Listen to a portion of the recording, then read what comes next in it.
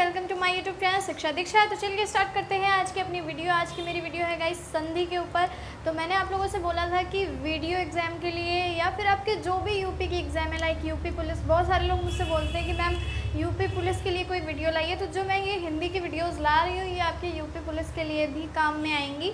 तो बस आपको क्या करना है, चैप्टर जितने भी मैं बताती जा रही हूँ उनको अच्छे से पढ़ लीजिए। आपका कोई भी एग्ज़ाम है अगर जिसमें भी हिंदी आपकी आ रही है उसमें आप अच्छे अपने एग्ज़ाम को कर ले जाओगे, बिकॉज यहाँ पे जो मैं हिंदी बताऊँगी वो पूरा डिटेल्ड होगी, सब कुछ मैं बताऊँगी आपको उस चैप्टर में। अच्छा, आपको सिर्फ इतना करना है कि मेरे चैनल को सब्सक्राइब करना है, बेल आइकन को प्रेस करना है। और इसके साथ अगर अभी तक आपने मुझे फॉलो नहीं किया है इंस्टाग्राम पे तो आप मुझे इंस्टाग्राम पे फॉलो कर सकते हैं, लिंक आपको डिस्क्रिप्शन में मिल जाएगा। इसके साथ साथ आप मुझे फेसबुक एंड ट्विटर पे भी फॉलो कर सकते हैं। तो फेसबुक पेज है मेरा शिक्षा दीक्षा नेम से, उसकी लिंक भी आपको मिल जाएगी डिस्क्रिप्शन में। तो चलिए स्टार्ट करते हैं जल्दी से। जो मैंने बोला था कि आज मैं कुछ अगला कुछ पढ़ाऊँगी, जैसे कि आप लोगों ने काफ़ी लोगों ने मुझसे कमेंट किया है कि मैम संधि या समास की कोई वीडियो बनाइए। तो मैंने सोचा संधि पढ़ा लेते हैं पहले, बिकॉज संधि जो है वो थोड़ा सा डिटेल्ड टॉपिक है और आपको लगभग 3-4 वीडियोज़ मैं आप लोगों के लिए लेके आऊँगी जिसमें हम लोग संधि पूरी पढ़ लेंगे। बिकॉज संधि वाकई में लेंदी है और अगर आपको अच्छे से समझना है तो उसको आपको धीरे धीरे आराम से ही पढ़ना होगा और कोई भी हम लोग जल्दबाजी नहीं करेंगे, लेकिन आराम से सारा का सारा संधि क्लियर हो जाएगा। तो चलिए देखते हैं, स्टार्ट करते हैं। संधि होती क्या है, सबसे पहले ये बात कर लेते हैं कि संधि होती क्या है। तो देखिए दो वर्ड, सबसे पहले अगर बात कर लीजिए संधि का मतलब ही क्या है, तो संधि का मतलब ही होता है मेल, यानी कि जब हम दो चीज़ों को ऐड कर देते हैं, संधि मतलब एक तरीके से जॉइंट।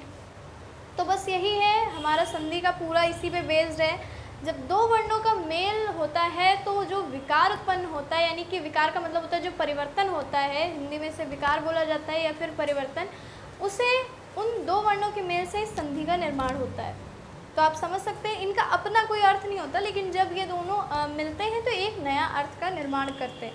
तो कई चीज़ें हो सकती हैं। देखिए मैंने यहाँ पे वर्ण बोला, यानी कि आपके स्वर भी आ जाएंगे, इसमें आपके व्यंजन भी आ जाएंगे। तो चलिए देख लेते हैं, एक बार डेफिनेशन में यहाँ लिख देती हूँ। संधि का अर्थ होता है मेल। तो हमारा ये जो डेफिनेशन हो जाएगी, दो वर्णों के मेल से उत्पन्न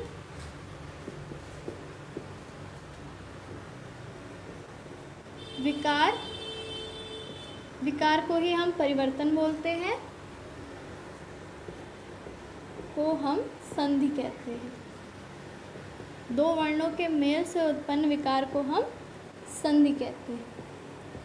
अच्छा, संधि किस तरीके की होती है देख लेते हैं। जैसे कि एक एग्जाम्पल मैं लेती हूँ, यहाँ पे आपको सिर्फ एक एग्जाम्पल हम बता रहे हैं। जैसे विद्या प्लस अर्थी, अगर हम इसकी संधि करें तो फिर हमें जो नया शब्द मिलेगा वो क्या मिलेगा, ऐड होने के बाद विद्यार्थी, यानी कि स्टूडेंट। तो इस तरीके से संधि होता है। ये तो सिर्फ मैंने आपको एक एग्जाम्पल दिया है। अब हम समझते हैं संधि कितने प्रकारों की होती है। तो मोस्टली क्या जो संधि है वो 3 प्रकार की होती है, स्वर्ग संधि, व्यंजन संधि और विसर्ग संधि। फिर इनमें भी अपने पार्ट होते हैं, स्वर संधि के अपने पार्ट होते हैं, बाकी तो आपको ऐसे ही पढ़ लेना है, उसमें थोड़ा बहुत होगा। लेकिन स्वर संधि जो है ये थोड़ी लंबी जाएगी, बिकॉज ये सबसे ज़्यादा डिटेल्ड है। तो हम लिखते हैं यहाँ पे संधि के भेद। तो मैंने अभी बताया आपको कि संधि 3 प्रकार की होती है।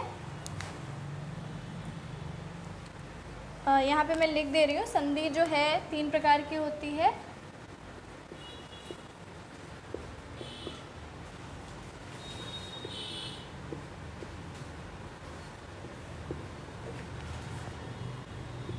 संधि 3 प्रकार की होती है।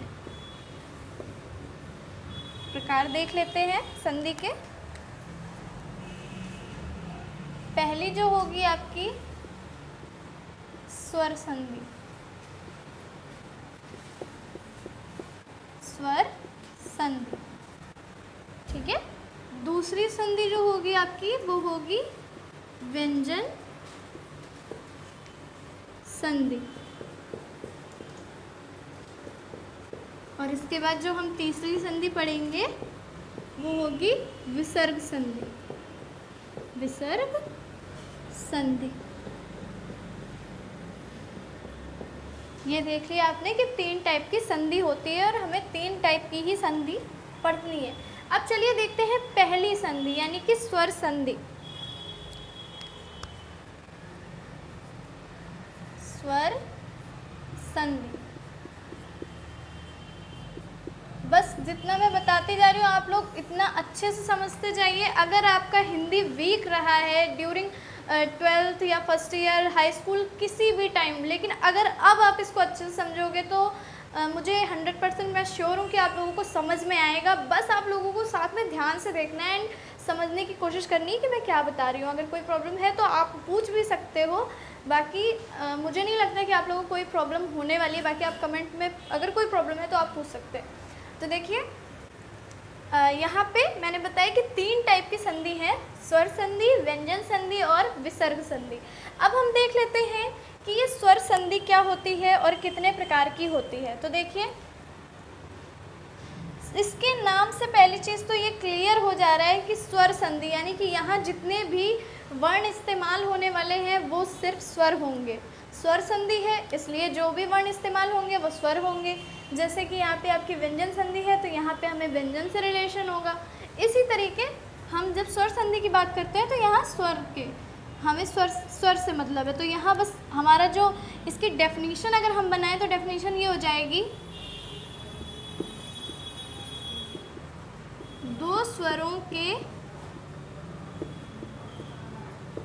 मेल से उत्पन्न संधि को हम क्या कहते हैं, स्वर संधि। यानी कि 2 स्वरों के मेल से उत्पन्न संधि स्वर संधि कहलाती है।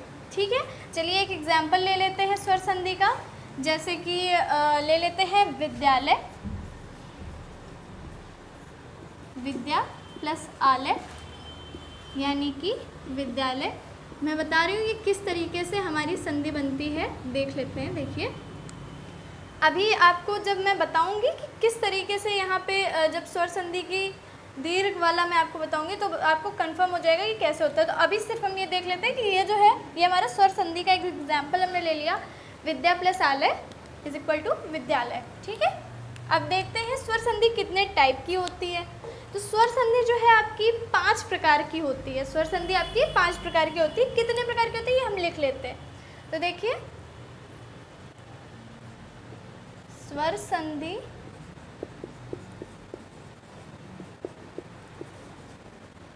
पांच प्रकार की होती है।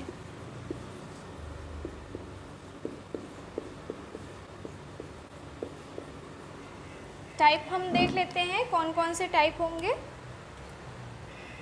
तो देखिए पहला हमारा हो जाएगा दीर्घ संधि, दीर्घ संधि। उसके बाद जो दूसरी संधि हमारी हो जाएगी वो हो जाती है गुण संधि, यानी कि दीर्घ संधि के बाद हम लोग गुण संधि पढ़ेंगे। और उसके बाद आपकी वृद्धि संधि,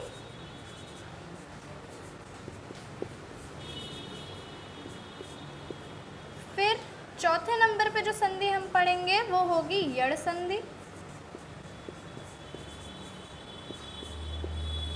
और 5वें नंबर पे जो हम संधि पढ़ेंगे वो होगी अयादि संधि, अयादि संधि।